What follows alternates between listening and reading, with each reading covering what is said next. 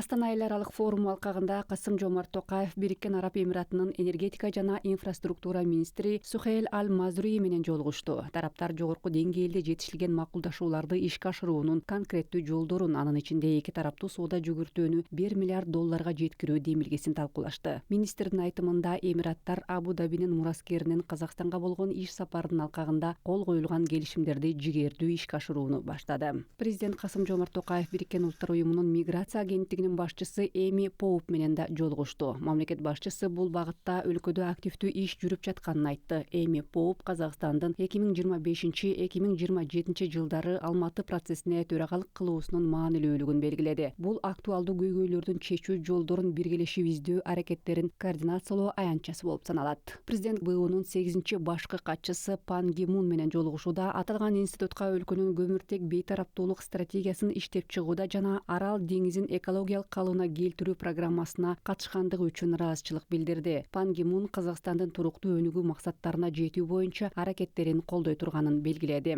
Президент БУнун жогорку даражалуу өкүлдөрү менен жолугушуу өткөрдү. Касым-Жомарт Токаевдин айтымында Астанадагы эл аралык форумга уюмдун кадыр барктуу өкүлдөрүнүн катышуусу көп кырдуу жана конструктивдүү диалог баарына мүнөздүү экенин көрсөтүп турат. Уюм өзүнүн универсалдуу жана альтернативасыз мүнөзүн сактап, тынчтыкты, коопсуздукту жана өнүгүүнү камсыз кылууда уникалдуу уюм бойдон кала берерине ишенимин билдирди.